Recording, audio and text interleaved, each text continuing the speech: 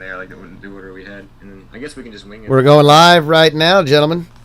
Welcome to Wise Beyond Bitcoin, where you come to wise up on crypto, learn about the equitable, ethical side of blockchain technology, and also where the opportunities are in DeFi and in blockchain. My name's Lucas. My name is Ryan. I'm Jacob. And we've got another week's worth of updated news, but also some great information on what's happening in the wild world of crypto. And we always like to start the day with a little market update, a market recap. So without further ado, gentlemen, are you ready to look at today's big gainers? Let's check it out. In fact, I know CeeLo and Phantom have had a good day. well, we see as soon as we pop open, we see that Hex is continuing over the last year to be one of the best performing digital assets in cryptocurrencies. So to see Hex having another strong day is not a surprise, and I'm wondering if that's due to the upcoming Pulse chain, the Pulse chain release that's connected to. There might be that there. Well, Hex has just been doing good this last 6 to 8 months, right? Just Oh yeah, oh yeah. So it's just, I think it's probably more a momentum. This and that. It's this and, yeah. But that's got to help. That's got to help. For sure. But now let's check this out. I had to go straight to the big top gainers. 70%. Now, if you're new to cryptocurrency and you're saying, well, I have Robinhood, Bitcoin on Robinhood, look, that's not cryptocurrency, right? Because if your crypto is being held by another custodian, it's not your wallet, it's not your keys, and you're most not likely able to join these communities that have the biggest potential for growth because they're newer and they're innovating. So that's why we like to kind of take a look at a lot of these other projects that may not have reached the masses yet or become as mainstream. And CeeLo and Phantom are the two leading ones, aren't they? Don't we have an article about them together? Yes, we do. 71% and 39% in one day. It's pretty amazing. And it's not like this is the only day they've grown. You can go back and look at the chart, and Phantom's had a pretty good run up, and so CeeLo, but Arweave, I want to say Arweave as well. Solana, Elrond, Harmony. Now look, Solana, we talk about this later. Avalanche is correcting now, but you look at Solana and Luna and Avalanche, and even Fant, you're looking at I'm seeing a resurge of DeFi in crypto because a lot of people were scared off of DeFi exchanges because of the gas fees for Ethereum, and maybe Polygon would open up a little bit, and then it would kind of die off. Binance Smart Chain would open up a little bit of DeFi, and then it would die off as EVM, Ethereum Lite, having their own issues and their own bugs and hacks on their relevant, swaps. But now we're seeing protocols like Solana and Avalanche, and they already have NFTs. They already have smart contracts. They already have full functioning swaps and farms, and functioning at a fraction of the price. I'm really excited about the future. Oh, and Cosmos. You guys heard about Cosmos, Tendermint, and that whole ecosystem there. So FYI, if you're holding on to bags of Cosmos or Luna, there is going to be airdrops. Maybe Solana too, I'm not sure. But just for hodlers of those chains, Luna and Cosmos, they're going to start airdropping tokens over the next few months too. And that's how a lot of crypto works for being a member of the community. Heck, Wise Token, you talk about Wise, Jacob, they're one of the best teams at rewarding the community that supports them with NFTs and airdrops and for long-term stakers and long-term supporters. So, but that's, when you go sign up for a bank account, right? And they get your information and they're able to make money off of your account.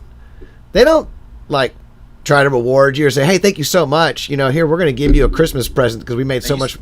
They actually used to give away toasters, I think, right? Yeah, well, I think maybe. so that when you went to the bank and your money wasn't there, you could throw it in the bathtub. No. Right. But anyway, I get sidetracked. I want to go back to Cosmos and these systems. We're looking at Harmony. We're looking at a surge, a resurgence in DeFi. because we're looking at these protocols that said they were going to be able to do what Ethereum's doing cheaper and faster and better. Now, not all, because it's still going to take many to fulfill the demands of the world. But I have to say, from what I've been experiencing on some of these protocols, I'm very impressed with how far they've come and how user-friendly they are. And I know this is I'm not going to sidetrack it. Let's stick to it. But see if there's anything else. Let's touch on what's going on with CeeLo and Phantom. Yep, let's do it.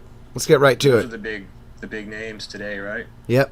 In fact, is it? There's an article, CoinDesk article about some fresh incentives incentive programs they're launching, and this is all to compete, with Ethereum, obviously. So, what do you know about this? So if you look, there's let me find CeeLo's running out 100 million DeFi for the People Fund, which allows Layer 1 blockchain to work with several Ethereum native decentralized finance protocols. Mm-hmm. So it's all about attracting more users and bridging those two worlds. And then Phantom they're doing another 370 million Phantom token their incentive there program. It is. So basically, and what you just described is actually what's causing this pump in DeFi all over.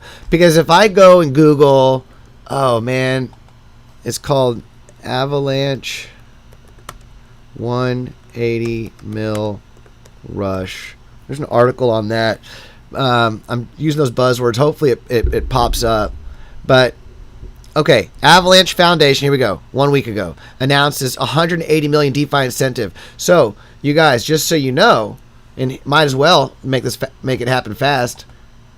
You got Pangolin, which is like the Uniswap, which has which the tokenomics are just brilliant and beautiful. There's no pockets of people who are airdropped and given an early amount of paying. It's all organic and built up and earned over time through stakers and liquidity providers. But you've got Avalanche now, which they are bringing Aave and Curve onto the Avalanche network. Pretty sure. So Aave and Curve are bridging over to Avalanche. And look, if you've been on Ethereum, look how user friendly this is. And then when you go to look at the gas fees, you're like, oh my gosh, it's a buck or less than a buck every single time. And it's extremely fast. And so if you've been on Ethereum, you know how to use it. It's extremely simple. There's multiple ways. You can stake your Avalanche. And I'll go through this with others too. Solana, you can stake your Solana, Cosmos, you stake them on their own network for airdrops to support the network, or you can take them out and you can play with them in DeFi. But because they're so cheap, and here's like, have y'all heard of, I know we talked about this a little bit before, but you got Banky. Oh shucks, here we go. I can't, never mind. I'm not going to connect to it. We'll do this later. But, the point is that it's developed. It's a developed ecosystem. Banky is now making room for USDC. USDC, which is one of the largest supported stable coins out there, and they're bridging that, rolling that onto Avalanche. So Avalanche has a $180 million push program where they're coming to bring Aave and Curve. There we go. That's what I was talking about. A DeFi incentive program. Phantom and CeeLo's DeFi incentive programs. And there are others that are pushing out these incentive programs. So this is just, it's awesome. These are the top performing projects in the last week or two. They are. And so it's good to understand why. I wouldn't, none of this is financial advice. It's all educational information, and it's all about supporting. For me, it's about also recognizing that this is new technology, and there's high risk to all this for sure. Did it just pump and it's correcting? Yes, Avalanche is. However, this is still 2 weeks away, and when Aave and Curve, they're a couple weeks away from rolling out into Avalanche. When that does happen, you can expect another pump. Oh, for sure. So, well, just think about this. All those people holding Chainlink, all those people holding DAI, all those people who can no longer lock it up on Aave and Ethereum because to take it off would cost you $100. It's like, well, shucks, I can't even. Now you can bridge everything over to Avalanche, which runs quick and smooth and cheap. Which is funny because have y'all seen their bridge? They're famous for they're famous, but it's well spoken of. Have you actually seen the Avalanche bridge? I think I've gone to it. The official bridge.avax. It's so clean and so professional and functions so well. And bada bing, bada boom, you can just walk over any Ethereum asset right on over to Avalanche. And it's I'll be honest, I'm not even on Avalanche, so this is kind of interesting for me. You will dig it because this is a way that you can get into Avalanche straight from Ethereum. You don't even have to have even gone to any exchange you bought out Avalanche anywhere or anything. You can just take your Ethereum, bridge it over, go to Pangolin, swap it half and half and provide liquidity or just pick up some Avalanche or go to one of the many other farms. But they're just starting to pump. Another one, I mean, I'll do an Avalanche. I want to do Avalanche, Solana, go through each one of these individually. I know we got a lot to cover today. We'll get back to the news. But the point is, going off of your article, Ryan, that there's a lot of incentives, money flowing in to kind of build community and bring people, add value into DeFi. So, and I would say that Avalanche, you look at its pedigree, you look at its background, you look at what it has. I mean, go to the website, see how they work, how they function. This is a clean, working, functioning protocol that's already, in the space. So I'm excited about this, as well as Osmosis, Cosmos, and some other networks. So I think NFTs are still going to be big for a while, but I do think that we're going to see another resurgence in the popularity and seeing the value of DeFi, because DeFi still is a very, very invaluable or valuable resource. Speaking of value. Oh. So wait, where is it? Let's do this one real quick. The Bitcoin has no value. Yeah. According to the People's Bank of China official. I figured that would be a good segue. Yeah, that's perfect. So, I guess I can talk about this. Yeah. Okay, so the Deputy Director of the Financial Consumer Rights Protection Bureau of the People's Bank of China has suggested that Bitcoin has no value. Let's get the... It's official. It's official. From a banker in China, yep. Bitcoin has no value. Now, well, there's a lot to... Here's the key. Not legal tenders and have no actual value support. The term actual is doing a lot of work there. Actual value support. Because when you talk about actual, that's another word for, I guess you'd say like measurable or quantifiable, mm-hmm. maybe, or real. Would that be another way to say it? Real or objective? And all of these terms have no business being in the sentence connected to the word value, right? Because if you followed our our channel, or if you follow any halfway literate economics speaker or whatever, you're gonna hear about the subjectivity of value and how it's a relationship people have with things that's not reflective of any objective property in the thing, but more about our appreciation of how that can meet our needs, and then how we value that. So the idea that something has no value, it's really a personal statement. That's kind of what I'm getting at, is that, yeah, okay, for this individual, he's saying that it has no value. He sees no value in it. But when he talks about having no actual value, he's reaching too far, because he's trying to speak for everybody. But you can look in the market and check out Bitcoin's exchange rate and see that it's many, many, many thousands of times more valued in a consensus, in a social consensus way, than the product that he's attached to, right? As being a director of the Bank of China in a production of a fiat unit, which is many, many, many, I repeat, many, many thousands of times less valued than Bitcoin. You might even say, would you even say that actual value is an oxymoron? Yeah, that seems wrong. Basically, when you put those, because value is subjective, it's interpersonal, and it's always changing. There's no such thing as an actual value. It's not static. Right. I've got kind of a spicy meme as far as value and the difference in value between Bitcoins proof of work, and the traditional finances system proof of war. Mm-hmm. Oh, right. No, that's true. That's a good point. Well, that also is why I was thinking it was funny when he says they have no support, because legal tender, by definition, has no backing or support. It's only through violence or through mandate. It's through decree. It's not through any actual. It's not through anything actual or of something that people value on its own without the legal precedents or mandates. I think this brings up a key point.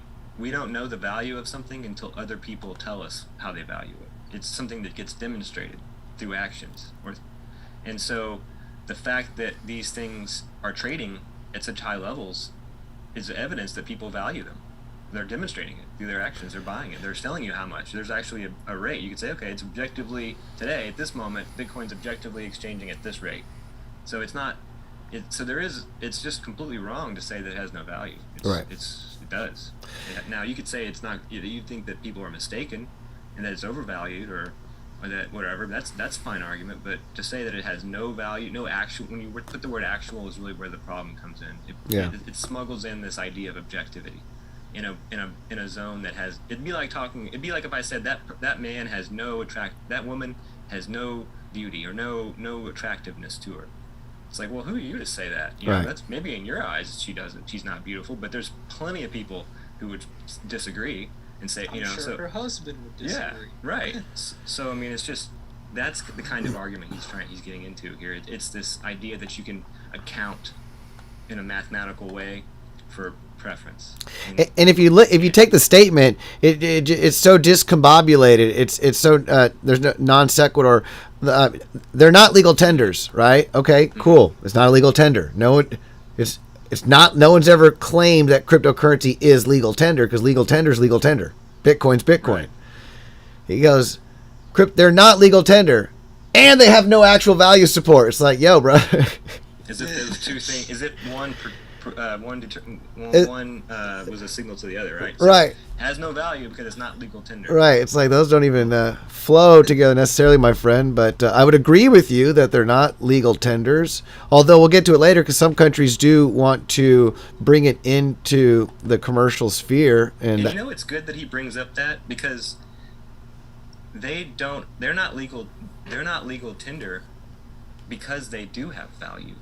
That's right. Organically in people's minds. That's perfect that you said that. It's not legal tender because it actually has value.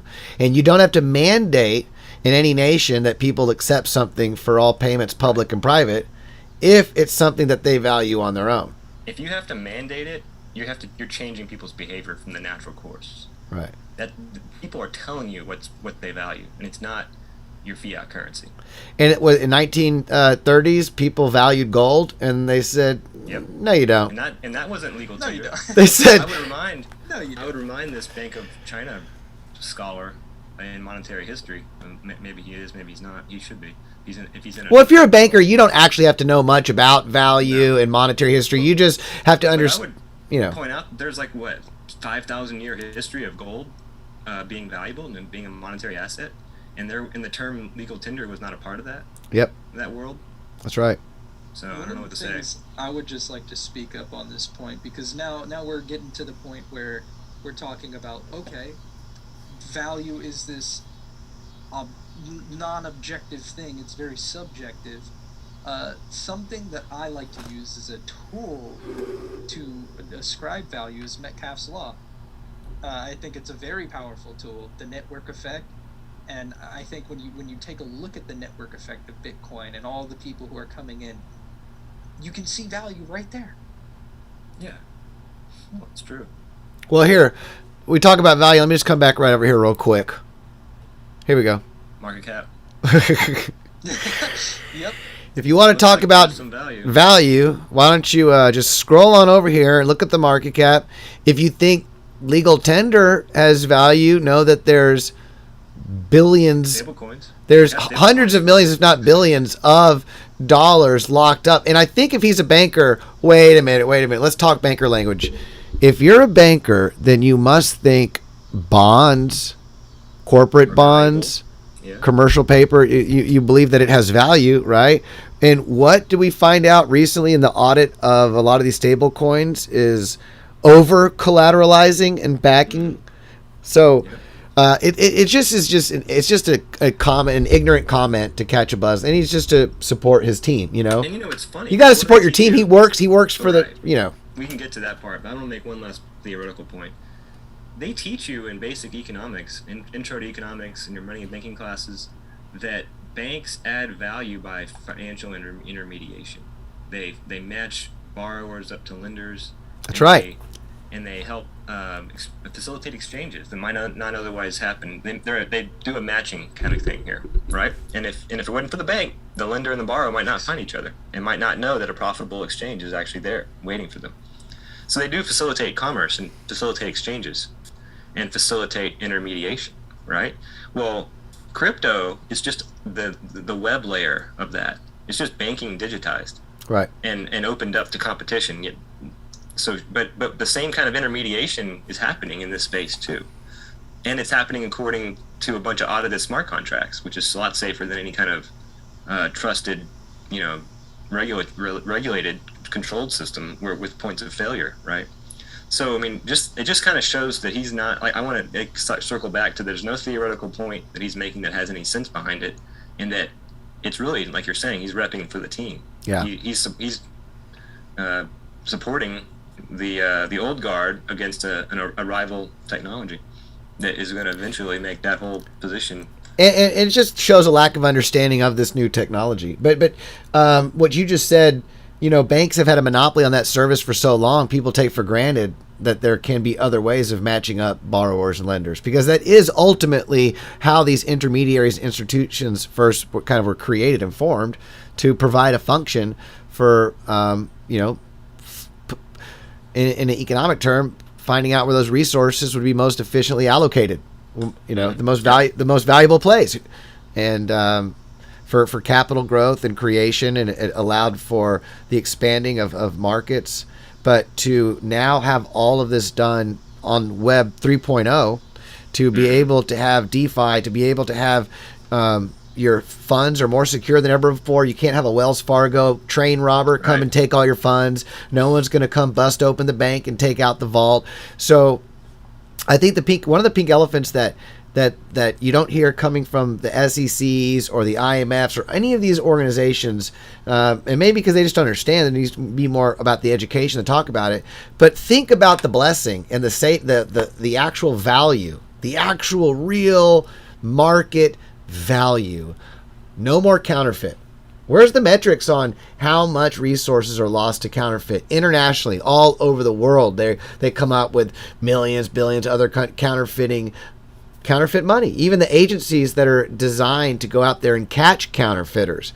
So all those jobs, all those agencies, all the resources lost from that, gone. Okay, what about all those intermediaries that you have to hire, the buildings, the electricity, the people that have to work there just to hold your money? What about all those banks? All of it, gone. Right, or vastly reduced, and it's vastly reduced to where it might as well be gone. I mean, now if you've got enough computer skills, and you can be support for a blockchain network for wallet support, but and that's just two small. That's just two small areas of. I mean, blockchain's just getting started. There's other parts of the economy that substantially improves efficiency, which would reduce waste in that sense. But anyway, without going on that, I think you can chalk this up to sour grapes. Sour grapes. Speaking of, well, this isn't sour grapes, but while we're in the talk about banks and the Fed and stuff like that, we have some bullish news coming from the Fed dealing with the market. Another reason why we may be seeing. Yeah, so there was a big summit a few days ago at Jackson Hole, and there's the Federal Reserve meeting with the statisticians and economists and having their yearly meeting where they kind of talk about where they think things are heading. And the good news out of this was that Chairman Powell says that he does not foresee the central bank raising benchmark interest rates anytime soon. So the thinking is that inflation is getting out of hand, and the Fed is talking about tapering, at the end of the year, not waiting till next year. And so people started getting nervous, and there was even a sell-off in the stock market, there's sell-off in gold, and a little bit of a sell-off in crypto when all this came out. It's a mini taper tantrum, I guess, if you want to be funny. And Powell came out and said, well, we are going to think about reducing our purchases. This would be the amount of money they print every year, or every month. Right now they're doing 120 billion. I think they're going to talk about scaling that back at the end of the year.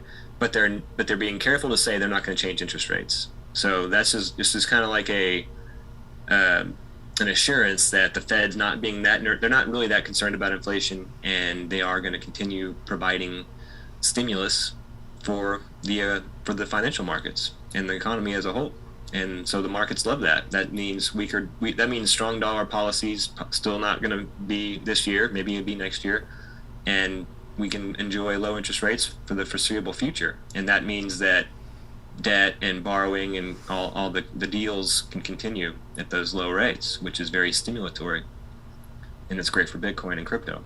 That's because awesome. Risk on sentiment. Yes, exactly. That's it in a nutshell. Risk on sentiment. Yep. And there was some other. Did you already touch on the? Oh yeah, you did.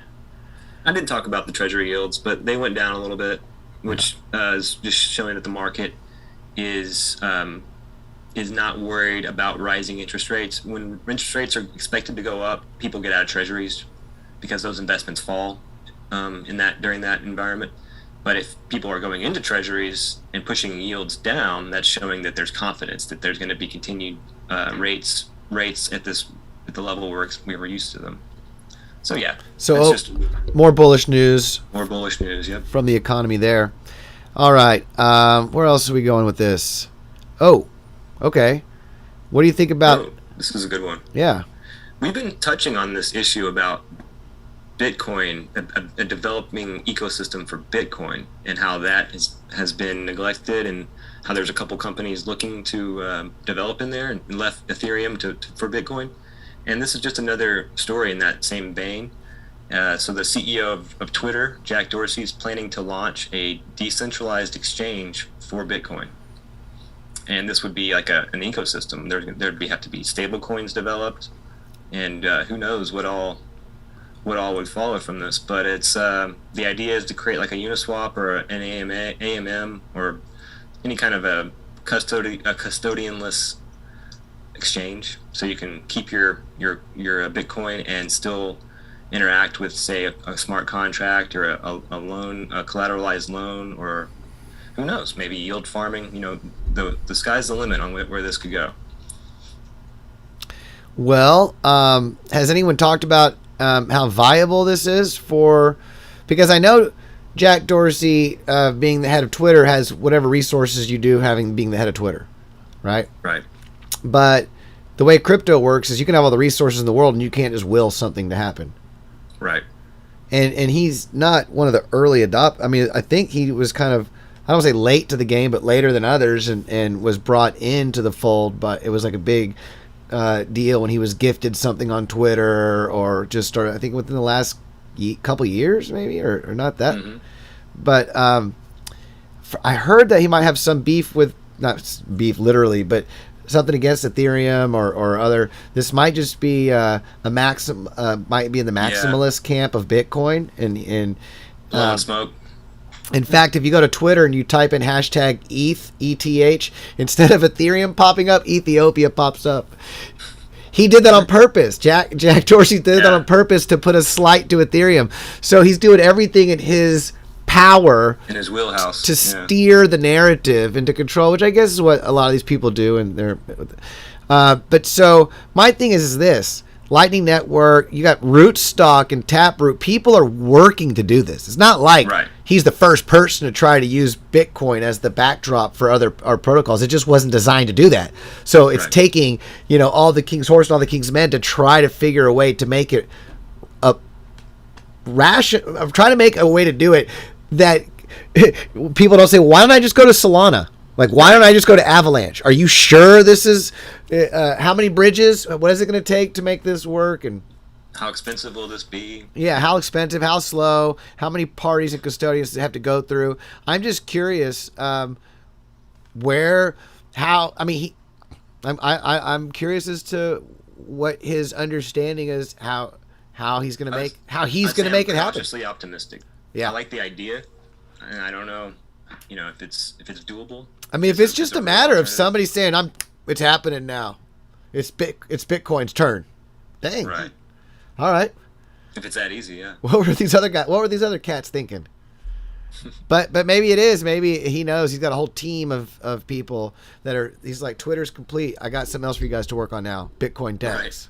I feel like the hardest part with that is creating a genuine community around. You could build out the technology. It could be perfect. It could function perfectly.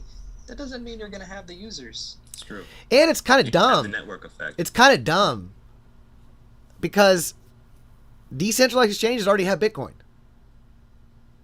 Yeah, they wrap it. I mean, it's wrapped all over. I mean, I'm not saying it's dumb because it's cool to have it on the Bitcoin network. It's the most secure and the oldest, like legit. If it were to happen properly, what is super cool about just the idea behind this, a Bitcoin DEX allows for a Bitcoin wise pair. Ooh. Backed by Bitcoin. A wise bee. The real wise bee. Will the real wise bee please stand up? I mean, what about the idea of being able to earn Bitcoin in a staking contract? Oh yeah, that right there is attractive. That is, and that's what wise bee would be. Yeah. Maybe because after this stream, do you guys want to get together and create a crypto project? I think we hit on something. Shall we just announce it? Yeah. Should we just our plans to launch it? Yeah, we can do that. Okay. Yeah, we're planning it. I'm gonna announce that. But it's cool. Here's what. On another note, it just goes to show how mainstream Bitcoin and crypto has. Now you've got Jack Dorsey talking about the language, the jargon for crypto is becoming so mainstream now that he's launching a decentralized exchange for Bitcoin. Yeah. Like that these titles are even. Well, even beyond the lingo. It shows you where the attention is at. He's not trying to launch a Coinbase clone. Decentralized exchange. He wants to create a decentralized exchange. Right. Right? So I mean that's where the activity's at in the crypto space. It's on the side of decentralization and giving people more autonomy and control over their resources. But he has to know that Bitcoin is like literally the most transparent ledger in all of blockchain. So it's also the most Orwellian decentralized exchange. But they are going to make some decentralized exchanges on more anonymous, like, Monero's anonymous token. Secret Network is built on Cosmos, and they've been extremely successful. So there are cryptocurrencies that protect people's privacy, and that's what would be a great place to have decentralized exchanges, right? Right. In theory. Don't build it in don't build my DEX on a Panopticon foundation. Exactly. Right?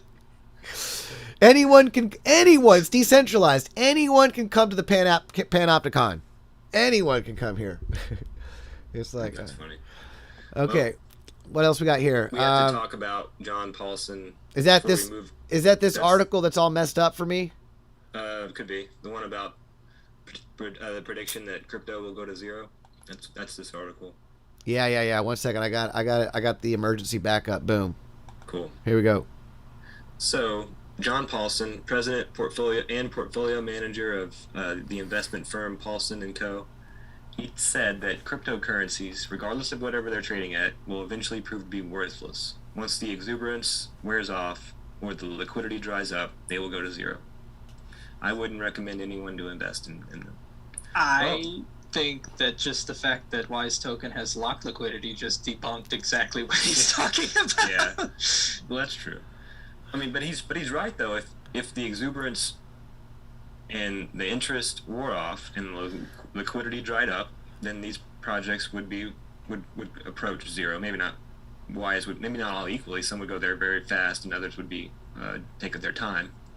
But yeah, that is what sustains projects. But he's got but for him to be saying that's what's going to happen, It's like, dude, you're like a couple years too late. You should have been saying this back when Jamie Dimon was saying it, and there was a whole bunch of other people. Bitcoin's dead. Yeah, right now, even Jamie Dimon's like, hey, yo.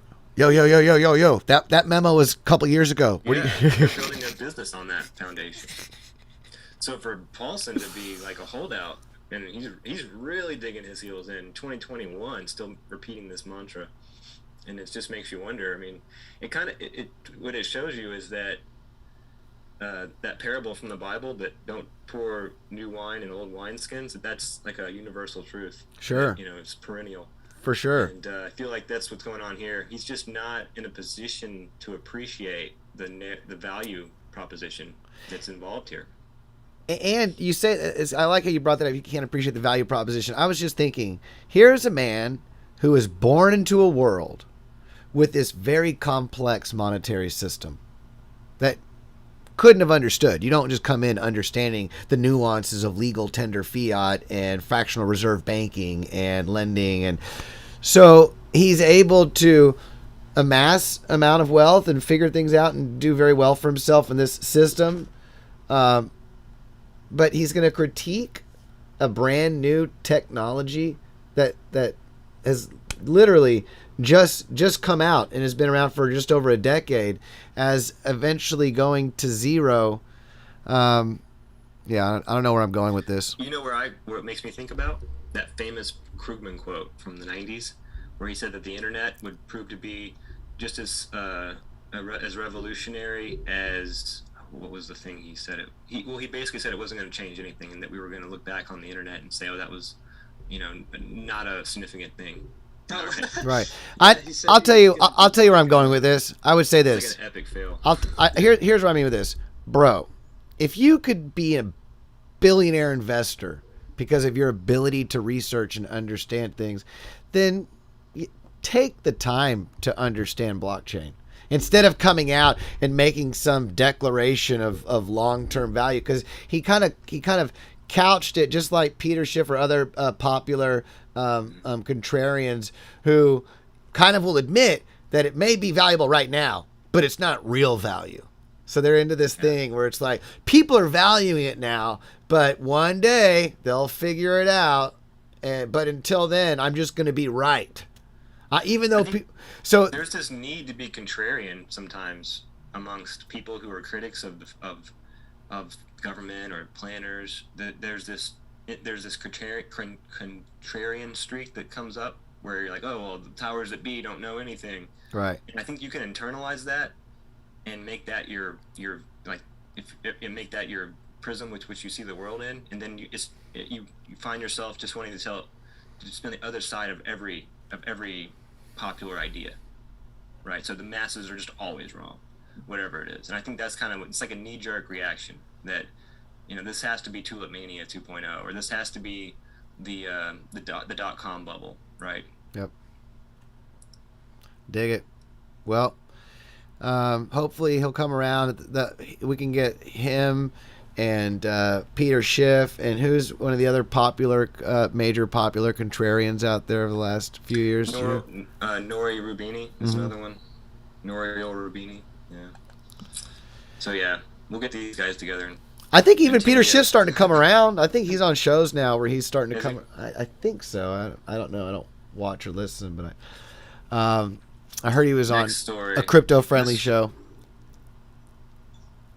Go ahead, brother. Oh, okay, yeah. So El Salvador, we've been talking a lot about El Salvador adopting Bitcoin as legal currency in a dual tender sort of framework where they have the fiat state-controlled money, and then there's the Bitcoin, and you can move between them pretty easily. So the dual legal tender framework is, I think, unique in our time, right? It's been since the silver gold days when that was a thing. So anyway, they're instituting Bitcoin as legal tender, and some El Salvadorians are upset about it and they're protesting. And one of the things they're saying is two things really. That one of them is they're worried about transacting and storing their wealth in a volatile asset, and the other thing they're worried about is money laundering and hidden transactions. And this Bitcoin Magazine article does a good job of suggesting, well, Bitcoin's an open public ledger, so that the idea of it's going to be used for money laundering or hidden transactions is just a misunderstanding. But the more important point is about price volatility. And I really, the technical thing here is that, well, it's dual tender. So if you don't want to if you're scared of price volatility, just don't hold. You get paid in Bitcoin, you can immediately cash out, and you don't have to worry about that.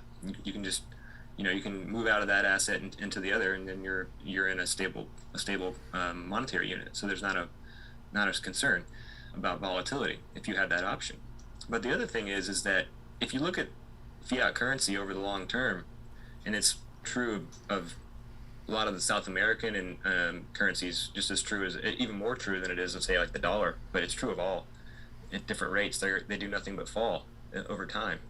So a little currency volatility should be a welcome change, in my mind, from the pattern of just continued depreciation.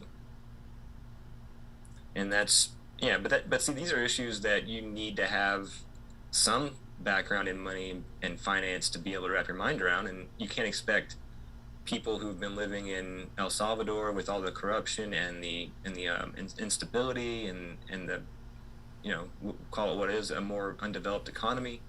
You can't expect those folks to have a sophisticated understanding of money and finance. So I mean, I don't. Basically, for people anywhere you are, it doesn't. It's not innate. No. Especially with how the monetary system works. So. Yeah, for sure, and they don't teach you this in school. So I mean, why would you know? But all in all, I feel like this is going to prove to be a good move for El Salvador. I like what you said about the volatility thing, because you hear that critique a lot with cryptocurrency. I hear, cryptocurrency is just too volatile. Oh, it's just too volatile. I hear that, like, that's been a big narrative about cryptocurrency that's been pushed, and I don't know that argument has much weight, because volatility in a currency is not necessarily it's not necessarily bad. In fact, it's something that would bring a whole new dynamic to capital markets and for functions. It would bring a whole new function to markets to reduce volatility for people who are looking to have. That's where you see interesting things coming up with DeFi. But I would disagree with you. I'd say that volatility in money is not necessarily bad if you have monetary freedom, because, like you said, and that brings in an incentive for solutions. You can either get new currency, new companies, new monetary ecosystems or frameworks could emerge, and we could see which are better. I was assuming in a free monopoly system. No, is bad, because now you can't predict. You can't. Which actually happens in places, banana republics and hyperinflation. No, I mean in a free blockchain market ecosystem, having volatility is good. It's an emerging asset class, and it's allowing for people to come in and out. But you see over the last 10 years, however many years, it's volatility that's moving up as it grows. But volatility for an emerging asset is a sign of health. Yeah, but definitely not for an established fiat currency. No. No. But the idea, here's where I was going with that. Healthy volatility in an emerging asset class where people have the freedom to come in and out, and it can actually stimulate and be good for growth. Whereas when people say, oh, well, the dollar is not volatile, it's like, it's like this slowly controlled depreciating. In fact, it's actually depreciating faster than you think, but with all these CPI indexes and the different ways that we can, quantify the... Yeah. And also because of the miracle of how productive markets are. That's right. That they actually... It's masking some of the depreciation. Totally. But anyway, we won't get too deep into that. No, there's enough on that rabbit hole. Okay, so this is cool. Cardano's been in the news a lot. They've done some fantastic price appreciation, price action in the last few weeks. And it's been based on the news of their Alonzo hard fork that they are rolling out, which is going to basically make possible smart contract functionality and open up the world of DeFi to Cardano. And so this article is talking about CardaSwap, which is a DEX that's going to be an automated market maker, or DEX, which is going to be on the Cardano network. This is going to be like a Cardano version of Uniswap. Nice. So very exciting. There'll be a yield farming program. all kinds of things that are going to roll out. So yeah, I mean, NFTs. There's going to be an NFT marketplace coming as well on Cardano. When is it supposed to come out? December. Okay. Oh, we're talking September. about the DEX. Yeah. I think it said September. September. Yeah. Yeah, September. Yeah. That's awesome. But the NFT functionality, I believe, is December when that's coming, according to this article. Wow. Good timing. Yeah, Cardano is doing some great stuff. Really good timing. Yep. So, although people have been critical for what they've been taking so much time to finally get a product out. It's been one of the criticisms, but in their defense, if they achieved a more decentralized framework for what they're doing, then that's worth waiting for, right? Totally. True. Totally. Versus like Polygon, where you do get a fast transactions at low gas fees, but you're sacrificing centralization.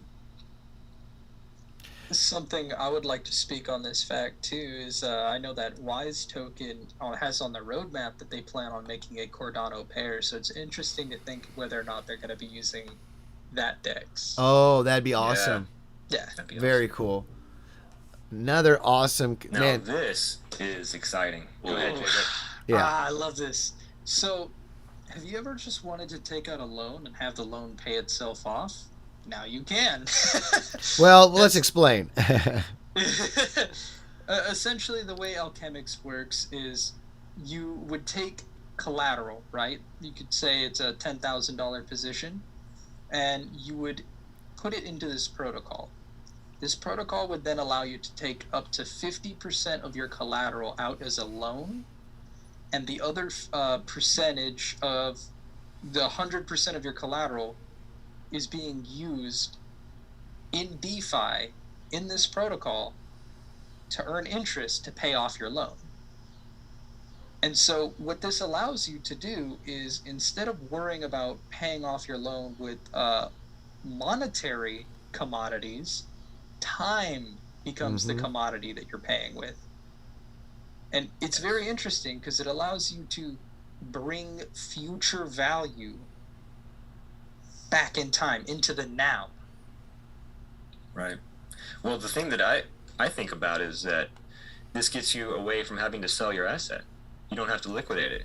You can take a loan. See, one of the problems with this whole thing is I've always considered crypto to be the thing I don't want to part with.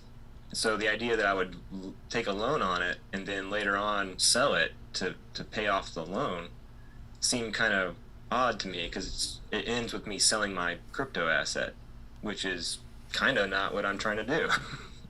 So this is really cool, and because it gives you the ability to access the value in these investments and take a loan on it, and then have the loan pay for itself through, because in fact you're only taking a loan on half of the asset's value, so the other half is able to be used. That's really cool. And how is this done? You go to you go to these other these protocols that aggregate and move people's funds around to maximize the interest, the returns they can get. That's basically what's being done. They're saying, we're going to put your funds here, we're going to let it earn as much as it can, and whatever's earned from your funds will pay off your debt while you go have fun. Now it makes you wonder, is this strategy how much excess revenue is being yielded by this strategy, and can we do this ourselves without going through Alchemics? I mean, I'm not trying to just upset their model, because this is beautiful, but I just wonder, I'm just thinking out loud, is this strategy something we can replicate, and instead of paying Alchemics a fraction of our gains, we get to keep all of them and still engage in DeFi loans? I mean, that would be something to look at in the future. If you could make a smart contract, just like yield farming, basically, it's just like yield, but I don't know that they're taking that much out of it. But if they are, then you're right. It's got to be something. It's going to be something in the fees that are distributed for sure. So you got to say, but all in all, this is awesome.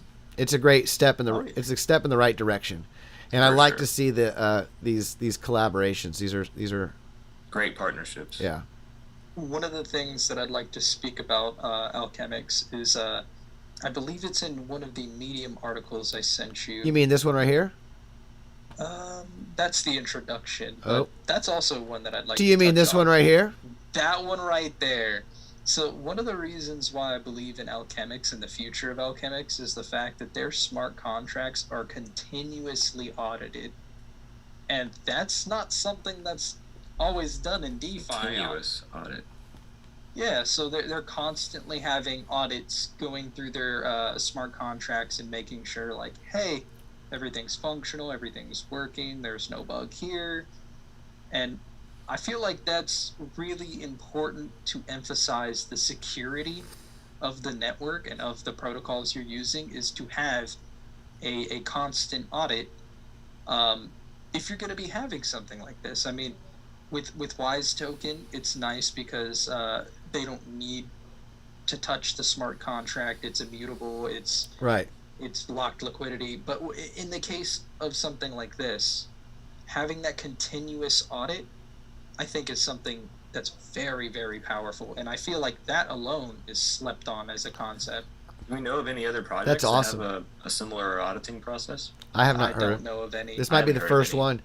So that's but it says they're working with runtime verification, so maybe they've worked with other protocols. But how cool is that? I mean, this did not come from a mandate. This didn't come from the top down, the SEC, the finance saying, oh, what we need to do to make sure that DeFi. No, literally, just because the market demanded it, and people are like, you know what, we'll provide a better product. You have auditors now that are providing continuous auditing services instead of just saying, hey, look, we got the auditing stamp of approval and move on. Now you've got others to say, well, yeah, but our company is going to do continuous audits. We'll monitor it for you. Yeah, they basically monitor. So they're just going to differentiate their service in that way, and that makes sense. That's really neat. That's beautiful. Very cool. Did you still want to pop up this introduction, or do we introduce it enough, or is there something in here you want to shout out about? I mean, I feel like we did it pretty good justice. We did good justice, yeah. I ranted and raved on a lot of DeFi. Oh wait, we got a couple more things. Hold on. There's some tweets. Oh yeah, but these aren't in regarding to alchemics. No, they're not. We're moving on. Alchemics is awesome, and now Jacob, roll us down on some of these tweets. So something I'd like to touch on in this space, and I'd really like to thank a specific person from the Oni Discord. Let me see. I have him pulled up in here. I don't want to be rude because he brought this to my attention. We're having a conversation back and forth, and it got a little hot, a little heated, but it led to some great realizations for me that in this space, we need an education around the words that we use, the lingo that we use. And part of that is educating the difference between a scam and a hack. Right. Something that is affecting the blockchain versus affecting the user of the blockchain. Because it could be life-changing if a protocol like, let's say, Ethereum had a massive Black Swan hack event. Mm-hmm. But at the same time, it could be nothing but FUD if it was a scam that happened to a group of people and it's being labeled as a hack by mainstream news media outlets. Which happens all the time. Sloppy reporting. It's just sloppy reporting. And so I feel like a big part of this space is educating people. And so one of the things that I like to try to tell people is, well, with a hack, it's something that's affecting and attacking the blockchain itself. Whereas a scam could be more targeted, like attacking the user.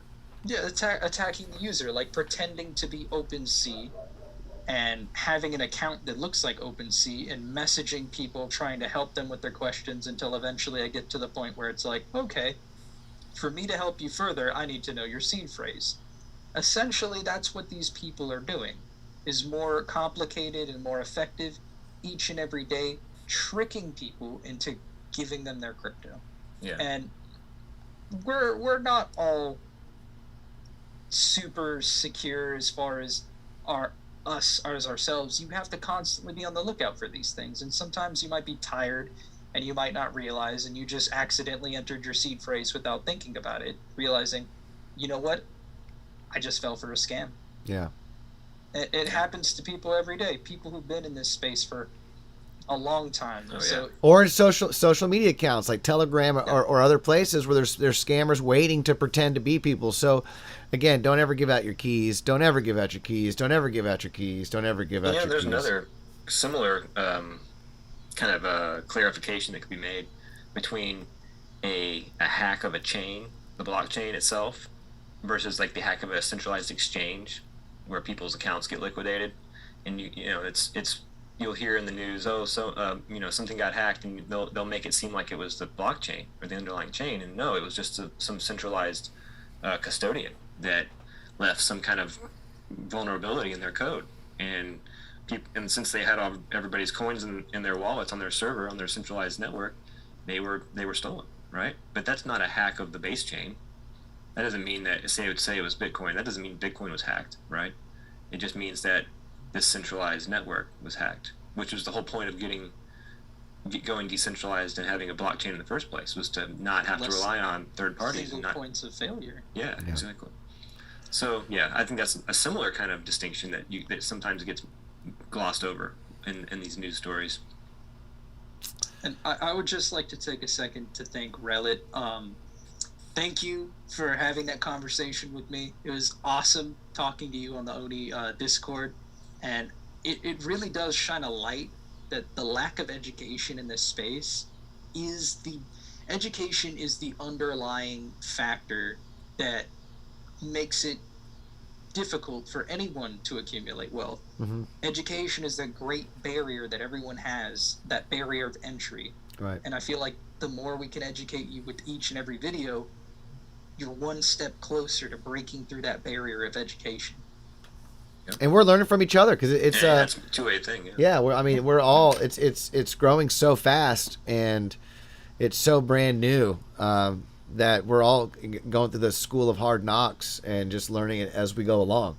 But it's a beautiful community. Thank you all for supporting us and those who come out and drop your wisdom and just the whole crypto community. It's just a beautiful place. There are so many beautiful like-minded people that you can connect with and join a community and exchange with around the world. I think in many ways this has brought people together and opened people's minds in exchanging cross borders in ways people haven't thought of before. Yep. Well, it's definitely changing the world and remaking the economy too as well, right? Bringing so many things to the internet that were previously done in the meat space, right? Whether it's supply chain or musicians' royalty contracts, you fill in the blank. It's all being digitized and there's a quiet revolution underway. So yeah, it's very exciting times. I think we covered some pretty good stuff this week, gentlemen. Oh, Yep, there is indeed. still one more thing two more things I want to bring up about Wise Token. Well, I was actually speaking of that. Did you say there was a video that Peter just put out about something special you were going to mention about this? Yup. So Peter actually put out a video about some stuff that happened with Wise Token that was pretty interesting. Ooh, that looks good. And it actually helped raise the price floor that we had in Ethereum for Wise Token. So what ended up happening is some malicious actor decided to do a flash loan attack on Curve Finance, or Cream Finance, I'm sorry. And the interesting thing is they decided to use, because obviously when you're doing a flash loan attack, you want the most amount of liquidity you can have. Well, with Wise Token being the number 2 on Uniswap layer or Uniswap version 2, it was just a no-brainer for him to use the second largest pool of liquidity that's available to him. So what it ended up doing is when he did the flash loan attack, That's hilarious. Well, it hurt Cream Finance. It actually benefited Wise because it raised our price floor of Ethereum. And just hearing that blows my mind, because something that was used to maliciously attack another network benefited Wise because of the price floor Because of the locked liquidity. It's because of locked The liquidity. liquidity, yeah. And anytime someone comes in and out, that liquidity, the fees stay locked. Yeah.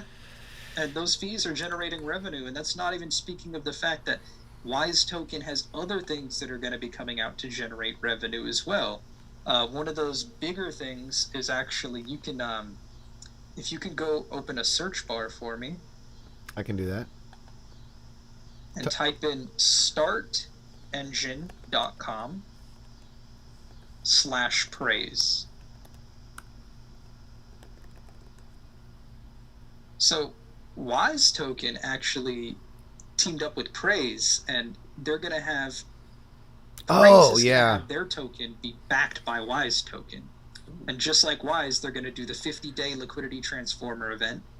And so this is going to generate a whole massive amount of buys for Wise Token. So that price floor, I believe we're going to just keep keep going up. And once it catches, and I've already called Wise is my 2021-2022 sleeper. I think that's going to be the biggest sleeper to pop, because no bugs, no hacks. It's done everything that it's supposed to do. The protocol. It's working perfectly fine. It's one of the cleanest for smart contract platform Ethereum. The idea of using smart contracts to create a bond without intermediaries is brilliant, elegant, beautiful. It's working, and Peter and the team.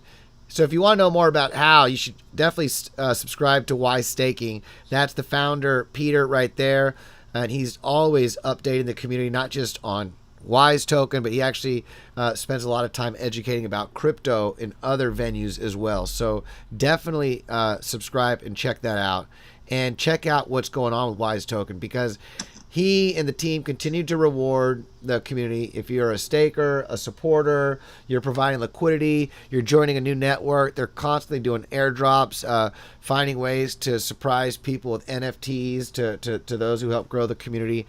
And like Jacob was saying, we just found out that a flash loan on another network all of a sudden just boosted the price of Wise because of its untouchable locked liquidity, that anyone who swaps in and out is all they're going to do is make it fatter. Those fees are just going to get collected on Uniswap. So that's cool.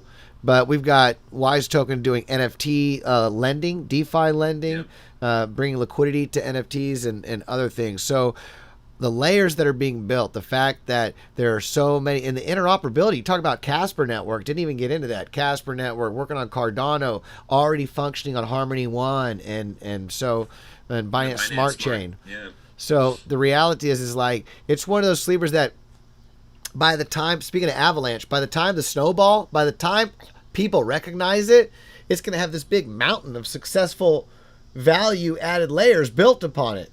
It's like, yeah, it's got this locked liquidity here. Yeah, it's got here on this interoperable, this network. Yeah, if you do over here, you can get airdrops over here. Yeah, so it's just one of those like, oh man, this is one of the most dynamic crypto assets in digital asset cryptocurrency, however you want to say it. But yeah. So that's cool. I'm definitely, that's my sleeper pick of the year.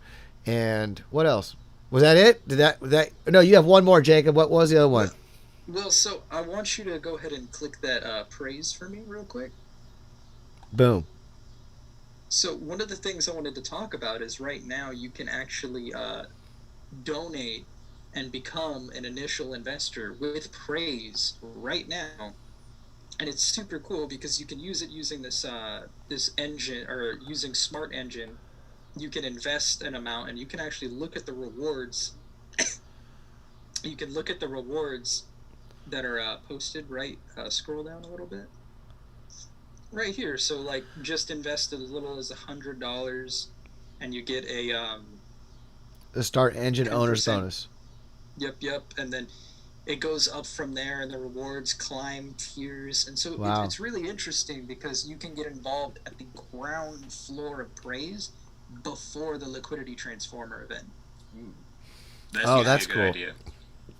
Yeah, and you're actually incentivized right now to do so in like the next, I think it's 40 something hours or Yeah, 1 day. 15 hours. You got 1 day and 15 hours for the friends and family early bird bonus. Yup, 15%. Dang. Well, that's worthy of some praise. Hallelujah, Jacob. Thank you for sharing that information. Oh, yeah. Yes, Well, thanks, I've been saying this to I'm like, if you think about it, all those people who are taking a risk and they're learning and they're taking their own energy, their own hard-earned savings, and they're helping build and grow and take part in cryptocurrency.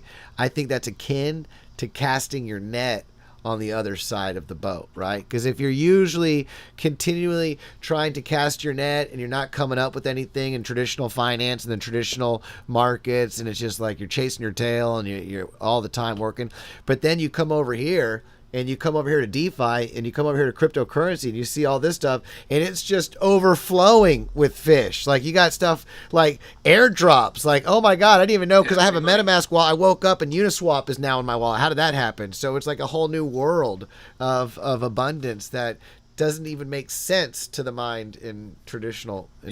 Ask your broker about airdrops. Ask your broker about airdrops. That's hilarious. Oh my God, that's hilarious, dude. That should be a t-shirt. Dude, we should start making, because I have not put up any support us links yet, which I will do. Sorry guys, right. My bad.